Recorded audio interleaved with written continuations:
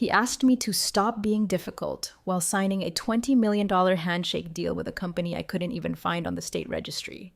That's when I knew something was off. Vincent Kerr, our brand new CEO with movie star teeth and a LinkedIn addiction, was pitching a game-changing partnership in a room full of suits too scared or too smitten to ask follow-ups. Phoenix Labs, he called it. A strategic innovation incubator supposedly valued at $300 million. Except the last time I checked, the tech world doesn't hand out unicorn status to Delaware shells with no verified employees and a website built like it was coded by a teenager on NyQuil. I sat there in that glass coffin of a boardroom, pen hovering over a risk approval form, staring down a man who thought regulations were a vibe check. I didn't raise my voice. I didn't roll my eyes. I just asked for one thing: confirmation that our directors and officers' insurance would cover this partnership if it went sideways. Vincent actually laughed. Out loud. Like I'd just asked him to spell fiduciary. "We'll sort it out later," he said, waving his hand like I was a fly buzzing too close to his espresso. "Don't be such a bureaucrat, Elliot. Be a team player." Hey, before we go further, if you're listening to this and you're not subscribed yet, now's the time. Seriously, it takes 1 second and it helps our team keep digging up the stories corporate HR wishes you'd forget. And if you hit like, you're officially part of the audit trail. All right, back to Vincent. You'd think after 20 years in corporate risk and compliance, I'd be numb to moments like that. But I've only ever learned one truth. The moment someone tells you to stop documenting is the moment you document harder. So I clicked my pen closed and slid the form back across the table. "I'll need written confirmation from legal that D&O covers this deal," I said. Not loud, just clear. Vincent blinked at me like I'd farted in church. Then he turned to the CFO, snapped his fingers, and said, "We'll move forward anyway. Get someone with a bigger signature." That someone wasn't me, and that form never got my sign-off. I walked back to my office, pulled up the D&O policy, and opened a new email with the subject line: Request for D&O verification, Phoenix Labs. I CC'd our general counsel and 2 legal analysts, attached a PDF of Clause 7C. Then I opened my internal risk log and wrote one line: CEO proceeding without risk officer approval, documenting refusal pending insurance coverage confirmation. By noon, Vincent had announced the Phoenix partnership on our internal dashboard with the kind of graphic design that screamed "Made in Canva by a caffeinated intern." By the end of the day, the stock ticked up 2%. The board clapped. Marketing launched a blog post. Only legal hadn't replied to my email. That wasn't unusual. They were already stretched thin from the acquisition mess and had learned to avoid anything that smelled like Vincent's ego. But I saved a copy anyway, just like I always did. People think the job of a risk officer is to say no. It's not. It's to keep receipts for when everyone forgets they were told yes without a net. I'd been through 3 CEOs at Portanex, watched one cry in a deposition and another exit with a yacht and a shattered pension plan. I don't get rattled anymore. But there was something in the way Vincent operated, like the rules were a formality he tolerated out of boredom. He didn't build guardrails. He walked past them. And now he'd invited a firm with more red flags than a bullfighting arena into our financials, just because he owed someone from college a favor. I kept quiet. No speeches, no dramatic declarations, just policy, protocol, and precision. But that signature, that missing signature, it would be the most expensive no I'd ever given. The first time I saw Vincent Kerr, he was grinning under a spotlight in our newly redesigned lobby, shaking hands like a senator on election week. PR had gone full Broadway. Backlit logo wall, espresso bar, and intro video with drone shots of warehouses we didn't even own. The board called him a disruptor, said he was going to inject vision, urgency, momentum. I saw a man wearing $900 sneakers and the kind of charm that makes auditors reach for their inhalers. 3 days into his reign, he summoned me to have a chat, which, in Vincent speak, meant he wanted a rubber stamp from someone he considered furniture. I walked into the conference room, and there it was, his grand entrance. "Elliot," he said, all teeth and tan, "I've got something exciting, game-changer stuff. Just need you to take a look and give it your usual thumbs up." The file folder on the table was unbranded, the spreadsheet barely populated. I flipped through it while he talked a mile a minute. Phoenix Labs. The name sounded like a failed crypto app, but he said it like he was unveiling the next SpaceX. It's a joint venture, high growth AI play, privately held. My college roommate's firm, we've talked synergies for years. We'll inject 20 million, get equity, advisory rights, the works. It's lean, it's fast, and it gets us into verticals we're too bloated to touch. I looked up. AI verticals? He waved a hand. Machine learning, behavior modeling, health tech integrations, whatever buzzwords we need to get the board hard. The point is, it's off book, low friction. We wire the money, they build the stack, and we ride the rocket. I kept my face still. It's a habit you develop when you've seen PowerPoints torpedo careers. Do we have risk alignment documentation? Vincent blinked. What? Third-party vetting, KYC compliance, audit rights, reps and warranties, D&O coverage confirmation. That made him smile, condescending, like I'd just asked if we still used fax machines. Jesus, Elliot. This isn't a murder trial. It's a partnership between friends. I ignored the flare in my gut. If it's a partnership and if it's involving company funds, we need D&O liability assurance, especially given the nature of the relationship. You think I'm doing something shady? I didn't blink. I think the policy requires explicit approval from risk for any off-balance sheet transaction, which means I need coverage confirmation in writing before I sign anything. Vincent let out a theatrical sigh, leaned back in his chair, and looked at the ceiling like he was praying for patience. You're really going to hold this up over paperwork? I'm not holding anything up, I said. I'm doing my job. That was the end of the meeting. He snatched the folder back, muttered something about old guard paranoia, and said legal would get me whatever bedtime story I needed. I left the room already drafting the email in my head. Subject line: request for D&O verification, Phoenix Labs. Recipients: Legal Counsel, Deputy GC, Policy Compliance. Attachments: Policy Clause 7C, Internal Guidelines Doc, my notes from the meeting. Body: transaction flagged for potential policy exclusion due to lack of formal risk approval. CEO indicated urgency, requesting written confirmation of D&O applicability. No response that day, or the next. Meanwhile, Vincent paraded the deal in front of the finance team like it was his firstborn. He name-dropped Phoenix in 3 internal memos, looped marketing into a fake logo refresh, and pitched it to the strategy subcommittee as our ticket to Q4 dominance. He skipped every procedural hurdle with the enthusiasm of a man who thought liability was a myth invented by consultants. I kept logging everything. Risk memo entry: CEO initiated non-standard deal without risk confirmation. D&O exposure unclear, awaiting legal response. On paper, it looked like I was dragging my feet. In truth, I was putting up the only guardrail between Portinex and the black hole Vincent was calling a partnership. I didn't yell, I didn't escalate, I just made sure my name wasn't on anything binding. And that email, the one with the subject line about D&O, it would go unanswered, but never unseen. The third time Vincent brought up Phoenix in a leadership meeting, it wasn't a proposal anymore. It was a fait accompli dressed in keynote slides and stock photo optimism. He paced in front of the boardroom screen like he was delivering a TED Talk, not outlining a $20 million off ledger gamble. The phrase disruptive vertical integration came up so often I started writing tallies in the margin of my notebook just to stay awake. I wasn't the only one holding my breath.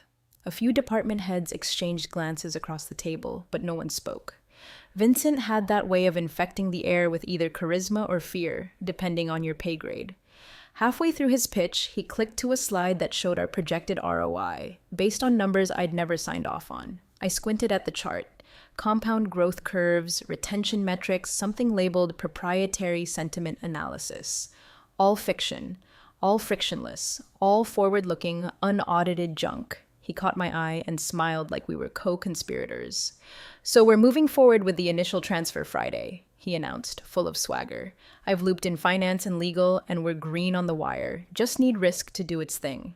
Elliot? Every head turned. The room got quiet. I adjusted my pen calmly. I still haven't received confirmation from legal that this qualifies for D&O coverage. Until that's in writing, I won't authorize. Vincent chuckled, loud enough that the assistant VP of operations flinched. We'll sort it out later. I need you to be a team player. I am being a team player, I replied. My job is to protect this company when the excitement wears off and the subpoenas arrive. That landed like a lead pipe on marble. A few people blinked. Vincent's smile didn't move, but his eyes went flat. We don't need a philosopher, Elliot. We need a signature. I folded my hands. Then you'll have to find it elsewhere. He stood there silent, long enough for the tension to turn physical. Then he turned to Rachel in compliance. Bright, sharp, 2 years into the job and not yet jaded. Rachel can process it. She hesitated. I can't sign risk approvals. You can process the paperwork, he snapped. We'll treat it as an operational expenditure for now. It was an end run. Not illegal, not yet, but dangerously close to the line. I didn't argue. That's how they trap you, make you look combative, obstructionist, petty. I simply picked up my binder, nodded once to the room, and left. The silence behind me said more than I ever could. Back in my office, I pulled up the audit log and began a new entry.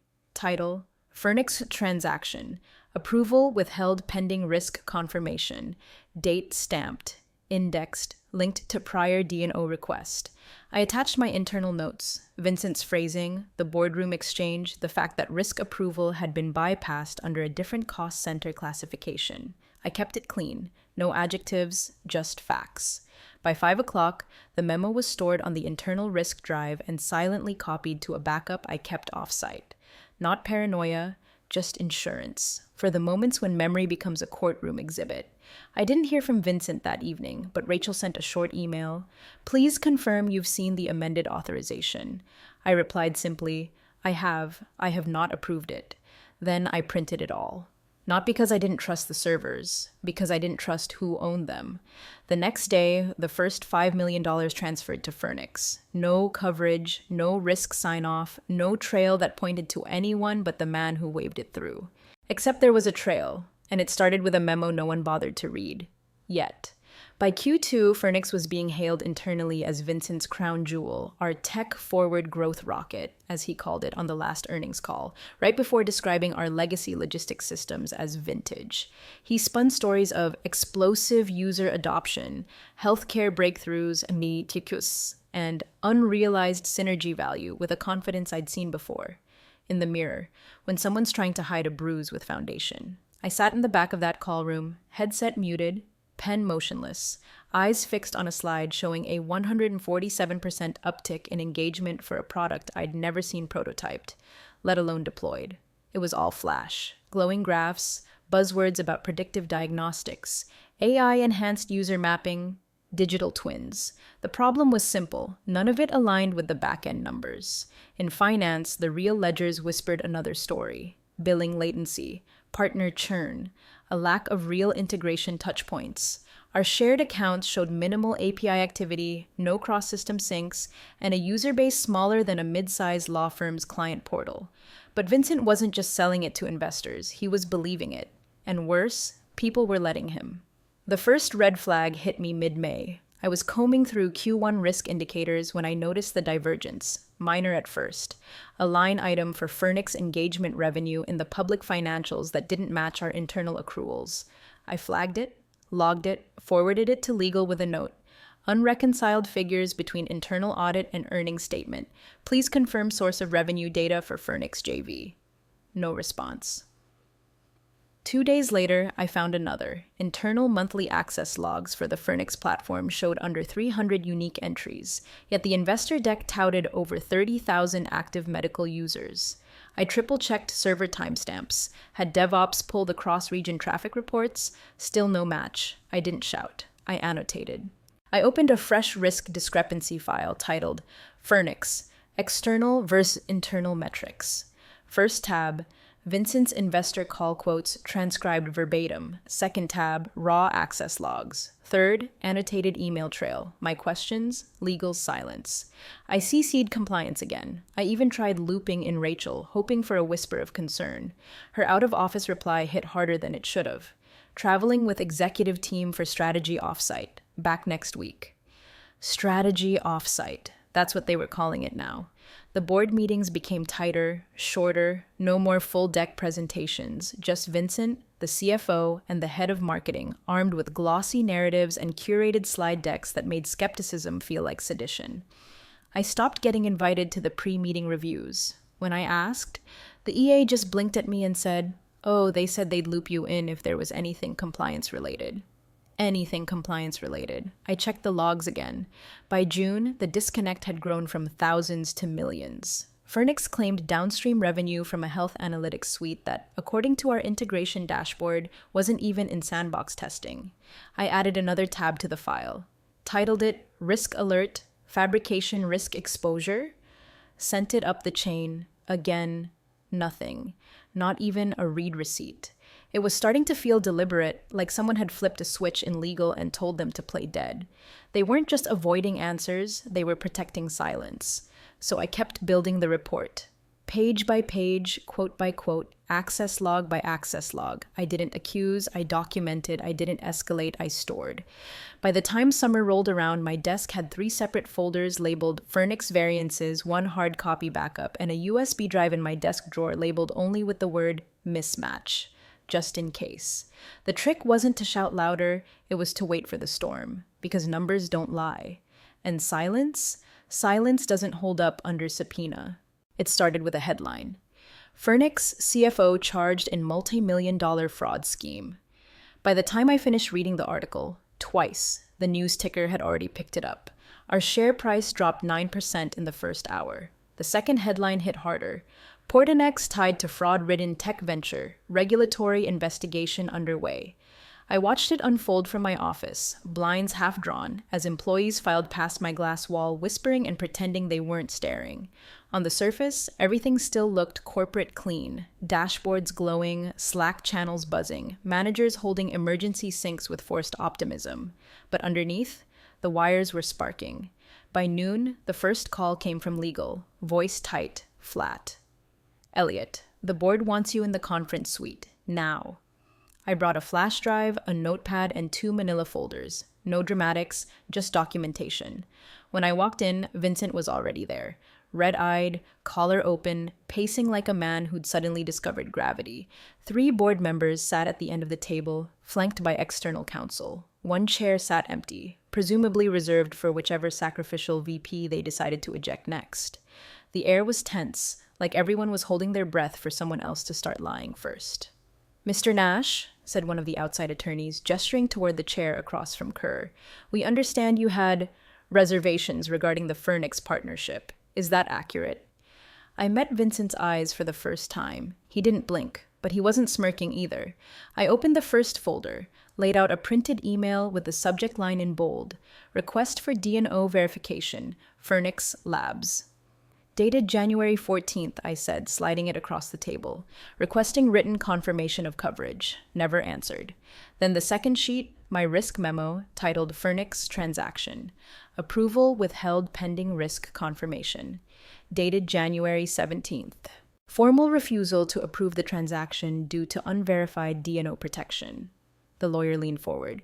You're saying you never approved the transaction. I tapped the lower corner of the memo. Not only did I not approve it, I documented that fact across 4 internal systems, 2 internal drives, and a private off-site copy. Vincent finally spoke. You never escalated this. I looked at him, calm, steady. Vincent, I sent 3 emails, filed 2 memos, and posted a variance report every quarter. Legal stopped replying. He opened his mouth, then shut it, like he knew anything else he said would be traceable. Useless. That's when the second attorney entered with a file. The mood in the room changed. She handed the packet to legal counsel and spoke 1 line. Investigators will arrive within the hour. They've requested to speak with the risk officer first. No one looked at me. Not yet. Vincent turned to legal, voice cracking. We need to activate our D&O policy. Now. The GC paled. There's a problem with that. Vincent's face twitched. What problem? She pulled out a letter, 2 pages, stamped, printed on the insurer's letterhead.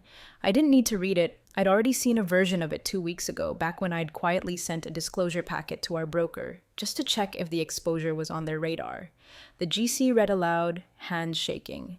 Under Section 7C, policy coverage is excluded for transactions not explicitly approved by the Director of Risk and Compliance. In this instance, Mr. Elliot Nash declined to approve the Fernix transaction.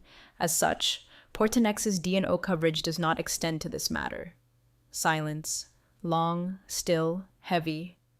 Vincent sat back in his chair, eyes locked on the middle of the table like he'd forgotten how to see. I watched him read the letter again, line by line. His hand gripped the edge of the table like it might float away. "I was told we were covered," he muttered, to no one in particular. "I was told—" "No one signed off," I said. Voice even. "Not risk, not coverage." The second folder remained unopened in front of me. It held the full trail, every flagged number, every discrepancy, every unanswered message. "Would you be willing to cooperate with federal investigators, Mr. Nash?" the lead attorney asked. I didn't nod. I just opened the folder. "And Vincent?" He finally looked at me, but this time it wasn't with condescension. It was the stare of a man realizing the one signature he'd waved off might be the same one that could have saved him. I've seen panic before, but never in a bespoke suit with a 400 haircut trying to dial the insurer while his world caught fire. Vincent sat hunched at the far end of the long boardroom table, phone to his ear, the D&O policy packet spread in front of him like a crime scene he didn't recognize. 3 calls deep, and he still hadn't gotten past the front line. The insurer's rep just kept repeating the same thing, voice calm and clipped. "We've reviewed the policy. Clause 7C is clear." By the time they escalated him to someone who mattered, someone with a title and a legal team, the hands holding the phone were visibly trembling. His voice cracked on the first question. "You're telling me I'm not covered?" A pause. Then a reply I'll never forget. "Mr. Kerr, your risk officer explicitly declined to approve this transaction. There's no ambiguity." It was rare to hear silence that loud in a room designed for pitch decks and applause. Legal sat on one side of the table, stone-faced and sweating, flipping through a printed copy of the policy as if some magical footnote might appear. The GC, Meredith, kept her pen resting against her lips like she was hoping if she stayed quiet long enough, the letter would rewrite itself. It didn't. Vincent finally spoke again, almost pleading. But it was greenlit. It went through finance, legal process, the forms, the board was briefed. The insurer didn't care. That's the thing people like Vincent never understand. When the house is on fire, insurance doesn't ask who meant well. It asks who followed the damn blueprint. Clause 7C. Approval must be in writing by Officer of Risk and Compliance to ensure coverage under this policy. That was it. One sentence, short, cold, carved into the margins of every deal I'd reviewed for 13 years. We had it there for a reason, because someday someone would try to move fast, break things, and expect the cleanup to come with a ribbon. And now here he was, reading that sentence over and over like he could bend it with disbelief. Meredith leaned forward, low and slow. "We might be able to argue procedural ambiguity if we can show that risk was made aware." "I was made aware," I cut in. "I refused. In writing, on file, dated and archived." She looked at me, eyes narrowing, not hostile, just searching for softness. She didn't find any. "You're saying there's no gray area?" she asked. I didn't answer. I just reached into my bag, pulled out the laminated policy sheet I kept for board reviews, and slid it forward. Highlighted in yellow was Clause 7C, and next to it a small handwritten note. "Elliot, always sign last." Vincent pushed back from the table, chair scraping hard against the floor. His jaw worked like he was chewing on a confession he'd never practiced. The call ended with a sterile goodbye from the insurer and a promise. They would issue a formal position letter within the hour. Until then, all coverage was considered suspended for matters related to the Phoenix transaction. No D&O shield, no indemnity, no lifeline. For the first time since his arrival, Vincent didn't have a one-liner. He just sat there, blinking, as if someone had unplugged the charisma. He looked at me, really looked, the way a man does when he realizes the poker game he thought he was winning wasn't poker at all, but chess, and I was the piece he didn't bother learning the rules for. "Why didn't you push harder?" he asked. "Why didn't you tell me it was this serious?" I gave the smallest shrug. "You told me to stop being a bureaucrat." That was the last thing I said that day. I left the room quietly. No dramatics, no smirk, just me and my binder. Inside it, emails, flags, timestamps, memos, all the things he called noise when the music was still playing. And now there was no music, just Clause 7C, and a man holding a letter that said exactly what he never wanted to hear. Coverage denied. The emergency session was called at 6 Hunuk a.m., which in corporate speak is as close to "the sky is falling" as you get without sirens. The executive floor was still dark when I walked in. A security guard I'd never seen before nodded at me like I was carrying a detonator. Maybe I was. In the boardroom, the temperature felt 3 degrees colder. Kerr was already seated, jaw locked, hands clasped like he was auditioning for remorse. No blazer today, no watch, just a man stripped down to shirt sleeves and desperation. The board filed in slowly. No jokes, no coffees, no polite shoulder squeezes. They took their seats like jurors. Everyone knew the headline, everyone had seen the denial letter. But now they wanted a story, not Vincent's version, the actual one. The chair, Harlan Roth, started things off with a voice low enough to make everyone lean in. Mr. Kerr, as of this morning, we are officially under review. Federal investigators have requested preliminary cooperation. Before we determine how to proceed internally, we need a clear timeline of events surrounding the Furnix transaction. Vincent straightened. His voice came fast. Too fast. First, let me just say this was never intended to circumvent protocol. The speed of the opportunity created urgency. I believed, in good faith, that Elliot was informed, and I was informed, I said, cutting him off gently, when you asked me to sign a $20 million transfer without confirming D&O coverage. He shot me a glare. I didn't return it. Harlan held up a hand. Mr. Nash, would you be willing to share what documentation you have? I placed a slim folder on the table, opened it. No drama, just page 1. January 14th, request for D&O verification, Furnix Labs. January 17th, Furnix transaction, approval withheld pending risk confirmation. February 3rd, discrepancy notice, Furnix metrics versus internal logs. March 8th, risk memo number 22, unreconciled financial data. April 19th, escalation email, variance exposure. May 7th, no reply follow-up. June 2nd, final risk memo, refusal to validate JV metrics. I paused after each one, let the silence do the talking. Every email was copied to legal, I added, all confirmed as delivered, some opened, none answered. The room sat in stillness. Vincent tried again, voice tight. I don't think the severity of Elliot's concerns were ever clearly escalated to the board. If we had known... Vincent, Harlan said, flat and final, your signature was on every quarterly risk report. You had full access to the discrepancy memos. You spoke about Furnix in 3 earnings calls with metrics we now know were unverified. No one interrupted him. No one needed to. Then Harlan turned to me. Mr. Nash, if formal cooperation is requested by federal investigators, will you comply? I looked up. Yes.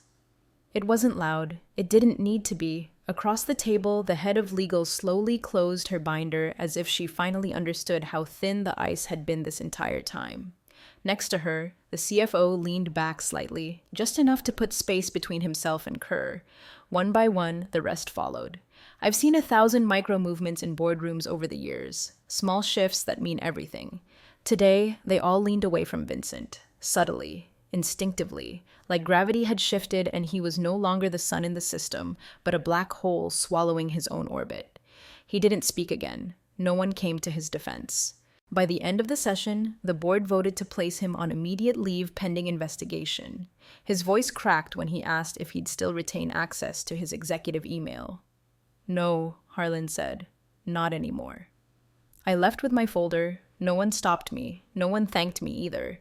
But as the door shut behind me, I caught a glimpse of Vincent in the glass reflection, hands limp, eyes hollow, and every chair around him just slightly pushed back. The headline was surgical. Portinex suspends CEO after JV collapse, citees rogue executive lapse. No mention of Kerr's name until the 3rd paragraph. No mention of me at all. That's how these stories go. The villain gets demoted to a footnote, the cleanup crew stays invisible, and PR repaints the blast crater like a fresh development site.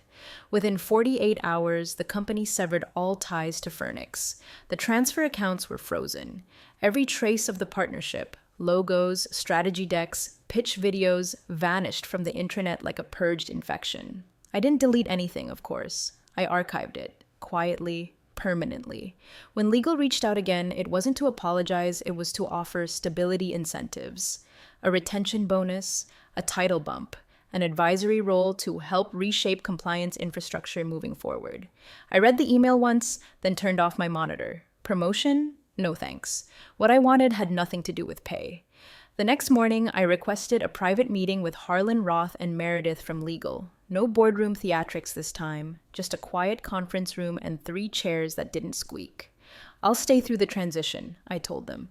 You'll get my cooperation. No games, no press leaks. Harlan nodded, cautious. We appreciate that, Elliot. But I have one condition, I added, sliding a thin folder across the table. Inside was a printed version of our D&O policy, highlighted, annotated, and bearing a sticky note tab on the page that mattered most. Clause 7C, the one they all knew now. I want the clause reinstated, I said. Expanded, not just for executive-level deals or high-cap transactions. All discretionary partnerships, no matter size, speed, or source of origin, must carry written risk. Officer approval before funds move. Meredith hesitated. We'd need to run that through the new oversight committee. You can take it to a committee, you can send it through legal, you can carve it into marble for all I care, but you're not rebuilding this place on handshakes and LinkedIn bios again. Not on my watch. They exchanged a glance, not pushback, just realism. We'll make it happen, Harlan said finally. I nodded once, nothing more. 2 days later, the memo reappeared on the internal policy board. Policy Memo 7C, reactivated. Same formatting, same clause, but with one small change on the footer. Effective immediately, applies to all discretionary financial transactions. Approval must be written and archived. Non-compliance voids coverage. They didn't credit me, didn't need to. That footer, that was my name. In HR, they framed it as a legacy reset. A necessary recalibration of our risk culture. New compliance workshops were scheduled. Finance was forced to undergo clause-by-clause refresher training. Even procurement started whispering 7C like it was a spell that kept demons at bay. I didn't attend the workshops, didn't sit on the panel, didn't speak on the town hall live stream about lessons learned. Instead, I went back to my office, powered down the hard drive labeled Phoenix, and locked it in the cabinet behind me. No gloating, no speeches, just quiet reform. Cold, precise, permanent. The room had no windows, just beige walls, an old fan rattling in the ceiling vent, and a water pitcher no one touched.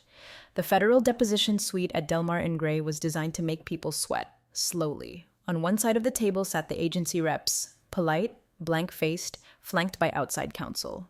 On the other, Vincent Kerr, under oath. His tie was gone, his cufflinks too, just a limp collar and skin gone 2 shades paler than I'd ever seen it.